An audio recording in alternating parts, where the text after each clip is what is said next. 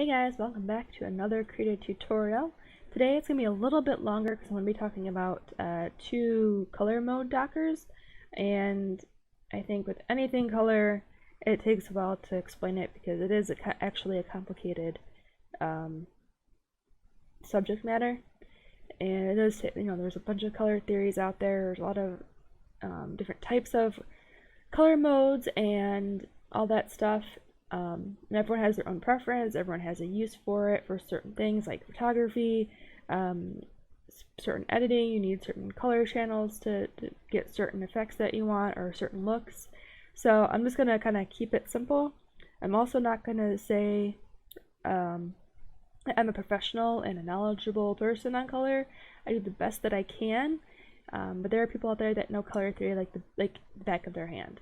Like, oh, I know about everything, I know the history, I know, so I'm just going to tell you about the tool, or the dockers, and that's pretty much it. And I'll do my best to explain what they're doing. So I'm going to start with the artistic color selector, which is this right here. As you can see, it looks like a color wheel, and if you've ever taken a color theory course, or even, I think they still do that in high school, I don't know, but I know in college art classes they definitely do. This will look familiar to you. It's just basic color wheel. Your red, orange, green, blue, indigo, violet, all that fun stuff.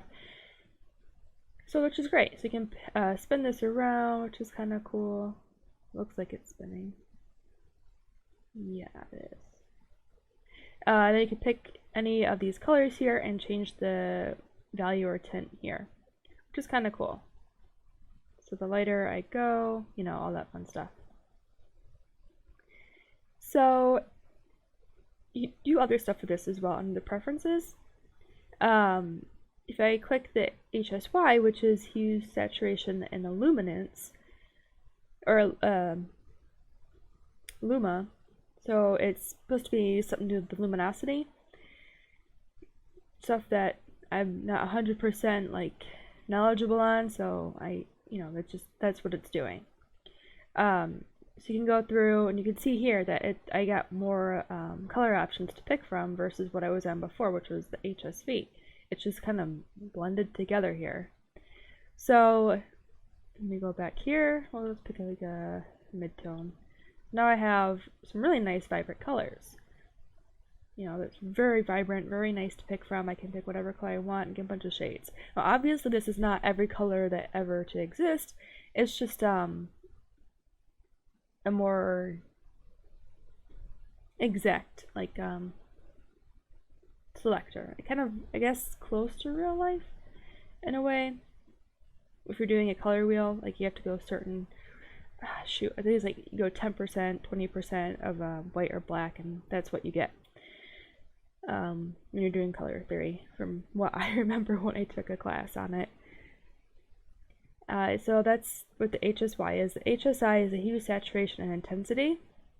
So the green looks a little bit more duller here than what it was with the HSY. Like it's not as bright. Then the HSL is the hue, saturation, lightness. And this, these colors look almost grayed out in the middle here. There's just very little white being mixed in. And the last is the HSV, which I had selected before, which has a lot of brightness into it. And HSV is the hue, saturation, and value.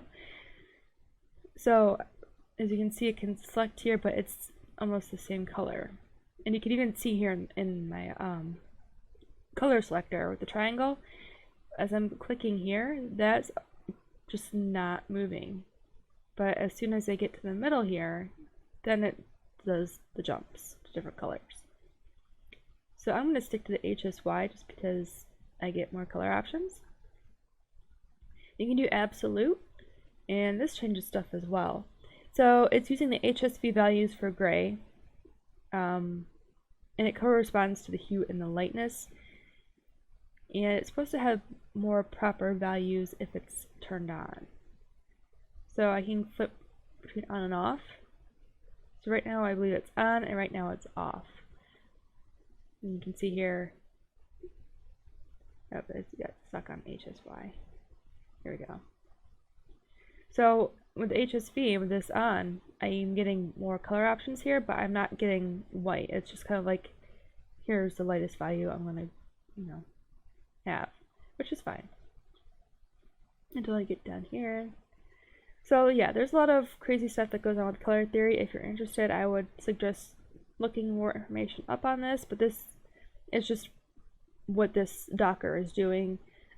It's kind of up to you to figure out what color options you're going to need or want for whatever you're doing. But for most people, I think that HSY is the default. Yeah, HSY is default, so you should be okay. And if you want to change how many light pieces you have, you can say I want 30, and you get 30 different color options here. Saturation rings, I can go up to 20. So as you can see, the amount of rings here has changed.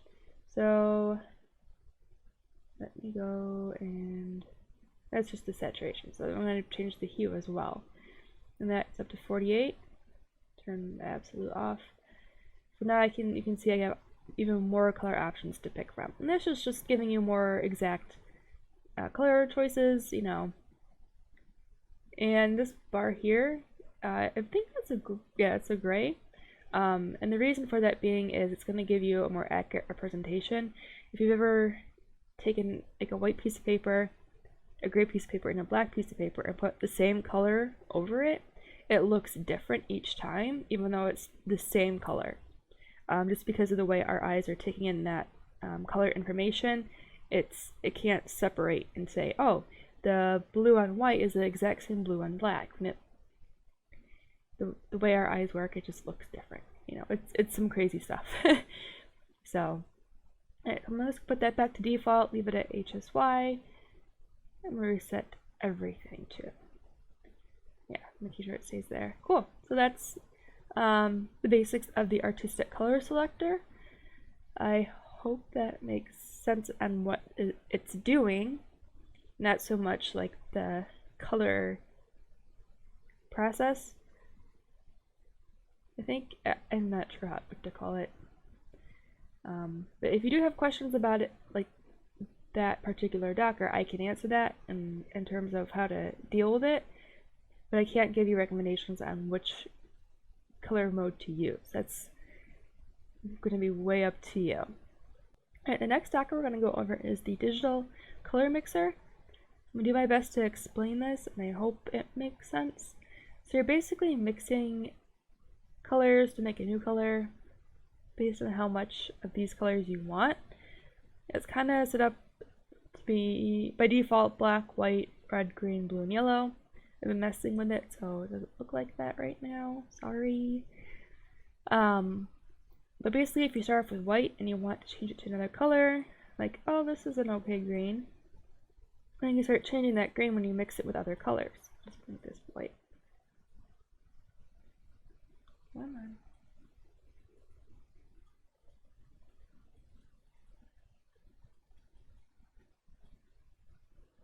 So let's say I'm adding more blue to it. You can see here it's going to give you a preview. If I click on that, that's going to be the new color I've made. So it's kind of like a more precise way of picking a color or making a new color by just adding a little bit of other colors, kind of like paint in a way. But that's all it's doing. So you just keep clicking, like, oh wow, look at all these different colors I'm making, And then if you change it here, you can go ahead and start editing that new color in here as well. And that's all it's really doing. It's doing it like it's referred to as mathematical color mixing, I guess is the way that Krita described it. So and the higher you change these sliders, the more of that color is the less of that color is being used, and then the lower it is, the more color you're using, obviously. So it's just a more precise way of picking color if you need to. And then the next Docker is going to be the small color selector. Where is it? Oh, here. Get out. It's locked. Okay. So as you can see, it's small. You can stretch it out. Can't make it. Oh, there we go.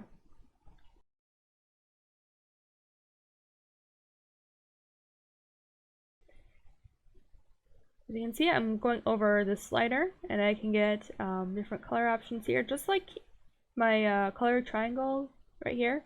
It's just small. And if you prefer using this, maybe you want it on the bottom while you're doing your colors. Not like that, but maybe you do. It's so sensitive. Like if you just want it right there. Well, we'll put it. Nope. Right here. Okay, so if you're like coloring, you're like, okay, la la la. I want this purple. Make it brighter. You know, you can just start picking your colors, and it's just kind of right there on the screen for you. And that's what that is. I actually don't want that open. And then the next one is a specific color selector. And this one, that actually will come in handy. So right now you have your RGB alpha. Your alpha means it's just nothing, right? And then the RGB is the red, green, and blue values. So you can put specific values here. And as you can see, he's sliding this number around, or the slider, the number is changing. And now if you go to CMYK, it's telling you how much of the cyan, magenta, yellow, and black is being used. The only problem is because I have it on 16-bit, I can't input specific CMYK values. If I change it to 8, now I can.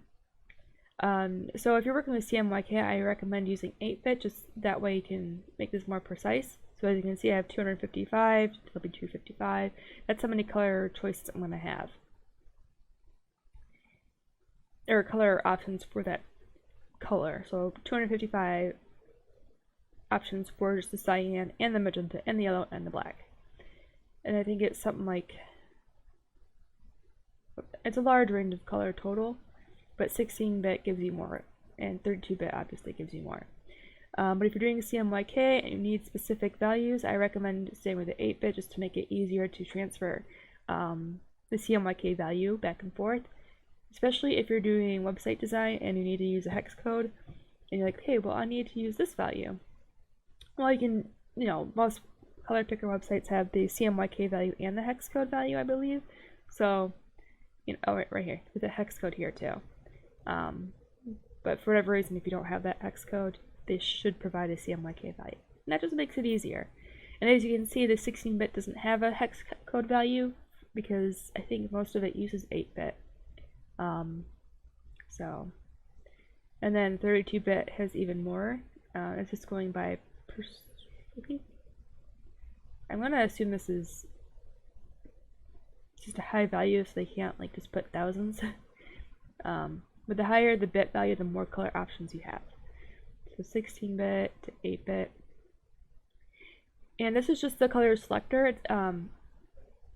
It's not changing the overall color mode of your drawing. If you want to do that, I'll put this back to 16. Then you can go to settings, configure Krita, color selector, and here you have all of your color options for your document. So right now it's set to RGB, but because I've been doing stuff for print lately, I have to use CMYK. That's going to give me more accurate colors when I go to the printer, like actual companies to go print this at. If I had a home printer, I wouldn't have to worry about this too much. I think certain printers can handle color a lot better than others. And then you can change the profile if you are familiar with those. Otherwise, just leave it as it is, just don't touch it. And you can, again, change the bit value to 8 to 16. In this, I can change to any type of color selector I want. If I don't like the triangle, I can use the square. As you can see, it has a little bit of a different approach for each one. Use whatever you're comfortable with. I like the triangle and the circle, so I'm just going to stick with it. You can change the behavior of the color selector, so the size and everything. The shade selector, that's this little guy right here. So if I want color patches, I can change it to color patches, which, you know, might be helpful, kind of like the color wheel. Maybe you don't want to slide it around. Maybe you want specific hues or tones of that color you want to see to make it easier, and that's totally fine. I'm gonna go back to get Krita. Just gonna leave it at the color selector. You can change how many lines you have for it, the line height, all that cool stuff. So there's a lot of options in here, and then you can change the size of the patch options and the layout. If you don't want to mess with this, that's okay. You know, it is a lot to take in. There's a lot of options for this, and I think that's a good thing when it comes to color. So, and you can do color hotkeys. I never use them, so I'm just gonna stick to this because I'm comfortable with that, you know. And as you can see my color wheel too, because I changed my color mode to CMYK, all these colors look a lot dimmer. For example, the green here, it's just very subtle in its change. And I'm not sure if you can really tell on your monitors, but it's like here's green and it stays green, and then it just starts to get a little bit yellow here. And it stays, and then here's where the blue starts to come in. You know, it's not the greatest in my opinion. Like when it comes to picking color, I like RGB because I have more colors to pick from. But that's okay. This is not a Krita thing. This is just the way CMYK is. You know, I have to do it for printing purposes, so that's all right. All right, I'm gonna change that back to RGB alpha. Okay, and as you can see, that green became so much brighter here. So much brighter. Great. Alright, so I hope that explains the color doctors and like what they're doing a little bit for you. Again, I'm not like a pro at like picking which color mode you should use and what to use it for. But at least if you do know, you know where to go to change that color mode, you know where to go to pick the color that you really want, or how to do it. And if you're like me, you just need to do simple stuff like switch from RGB to CMYK, hopefully that helps you as well in picking out those colors. And if you're using hex codes, at least now you can, you know, where to put that in. And I totally closed that docker, so I need to bring it back up and put it here. Right there. Switch it. And I didn't lock it. Shoot. There we go. And then now it's there. So yeah. If you have any questions, I will do my best to answer them in the comments below. If you like this video, please like and subscribe for future content. I promise I won't be doing too much color stuff. But if I learn anything new, I will let you guys know. And if you have any other questions about any other dockers that I haven't gone over yet, also let me know, because I'm kind of running out of things to talk about.